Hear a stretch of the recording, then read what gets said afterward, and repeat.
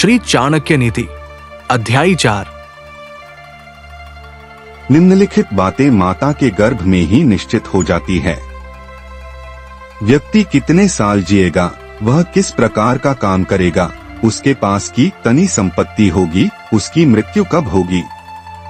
पुत्र, मित्र, सगे संबंधी साधुओं को देखकर दूर भागते हैं, लेकिन जो लोग साधुओं का अनुसरण करते हैं उनमें भक्ति जागृत होती है और उनके उस पुण्य से उनका सारा कुल धन्य हो जाता है।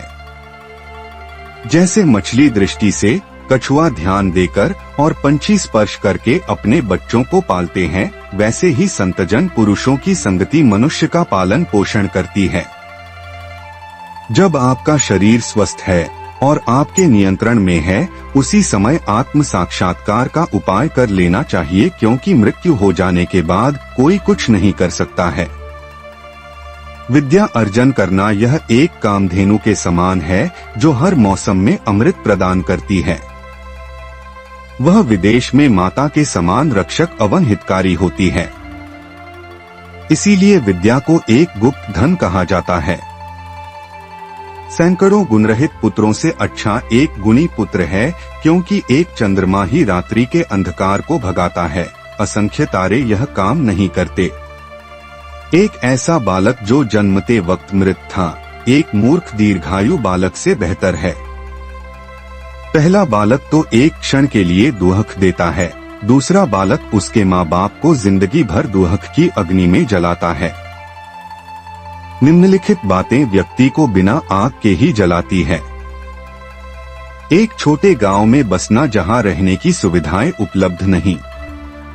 एक ऐसे व्यक्ति के यहाँ नौकरी करना जो नीच कुल में पैदा हुआ है।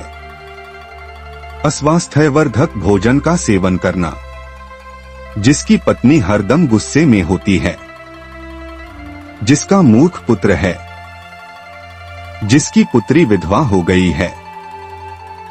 वह गाय किस काम की जो ना तो दूध देती है, ना तो बच्चे को जन्म देती है। उसी प्रकार उस बच्चे का जन्म किस काम का जो ना ही विद्वान हुआ, ना ही भगवान का भक्त हुआ। जब व्यक्ति जीवन के दुहक से झुलसता है, उसे निम्नलिखित ही सहारा देते हैं।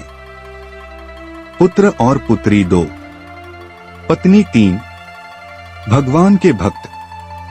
यह बातें एक बार ही होनी चाहिए। राजा का बोलना, विद्वान व्यक्ति का बोलना, लड़की का ब्याहना।